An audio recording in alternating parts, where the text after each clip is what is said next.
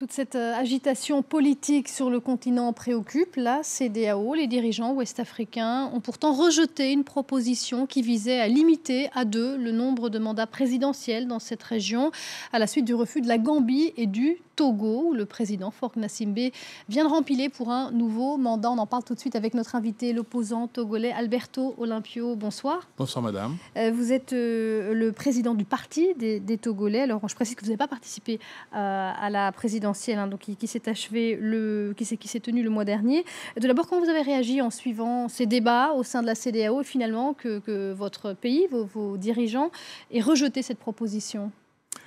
On ne peut pas être plus clair. Ça veut dire que M. Gnassingbé veut s'éterniser au pouvoir. Ça veut dire qu'on ne va pas faire les réformes et signer pourtant depuis 2006.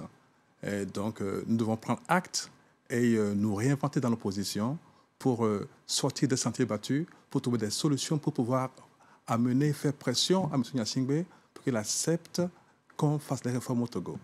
Est-ce que vous précisez justement que le président Faure Gnassingbé a récemment modifié la Constitution pour qu'il y ait un nombre illimité de mandats finalement. Mais la position du pouvoir, c'est qu'il y a des élections et donc si la population n'est pas contente, elle n'a qu'à sanctionner celui qui est au pouvoir. Et ce n'est pas ce qui a été fait puisque Faure Gnassingbé a été réélu au Togo. À quoi vous attribuez cette victoire du parti au pouvoir et cette défaite de l'opposition? Le jour où l'opposition a eu la mauvaise idée de signer un consensus pour les élections, alors que tout le monde sait que le fichier électoral était bourré d'électeurs fictifs, eh bien, ils ont scellé le sort du Togo pour encore 5 ans. Donc vous contestez toujours, c'est cette position de Jean-Pierre Favre, hein, notamment, qui s'est présenté à ce scrutin face à Faure Gnassingbé.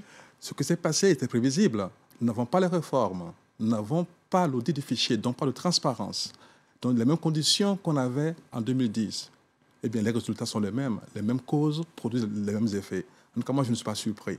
Le jour où on a accepté d'aller aux élections dans ces conditions, on a offert le Togo pour encore un mandat à M. Gnassingbé. Mais est-ce que ce n'est pas aussi finalement les dissensions au sein de l'opposition, des différents partis, des différents courants, tant que ça tiraille finalement et qu'on n'arrive pas à se présenter unis face au pouvoir en place, est-ce que finalement ce n'était pas prévisible une défaite de l'opposition?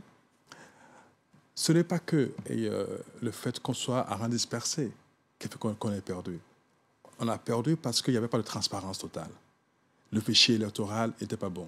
On a perdu parce qu'on n'a pas le courage d'aller jusqu'au bout de nos combats. On avait dit pas de réforme, pas d'élection, et puis à un moment donné, on laisse tomber. Il faut avoir le courage de conviction. C'est ça qui nous a manqué cette fois-ci. Alors c'est comme ça qu'on vous décrit souvent. Est-ce que vous voulez être le futur leader de l'opposition togolaise, prendre la place en quelque sorte de Jean-Pierre Favre? Je ne veux pas être le leader de l'opposition. Je veux être le président de la République. C'est deux choses différentes. Mon ambition, ce n'est pas être le chef de file de l'opposition, c'est de travailler pour mon pays. Et pour cela, il faut amener l'alternance au Togo. Et je m'y travaille dès aujourd'hui. 2020 se prépare dès aujourd'hui. Vous dites régulièrement qu'il faut changer le mode de fonctionnement, y compris de l'opposition, y compris des opposants.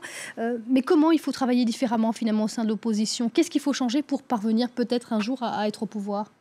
D'abord, il faut reconnaître nos erreurs, apprendre de nos expériences passées, pour voir ce qui ne va pas, et puis réfléchir. Vous savez, on a dit que le Togo est dans la nuit noire. Mais ce n'est que dans la nuit noire que les étoiles brillent. Donc nous devons être brillants pour pouvoir nous réinventer et sortir l'opposition de ces méthodes qui ne marchent pas. En tout cas, moi, je vais y travailler avec l'aide de tous les Togolais. Il faut que nous nous rassemblions sérieusement pour créer une opposition forte, non pas que de contestation, mais de proposition. Une vraie opposition qui soit vraiment un véritable contre-pouvoir. Merci beaucoup Alberto Olympio d'être venu dans ce journal de l'Afrique.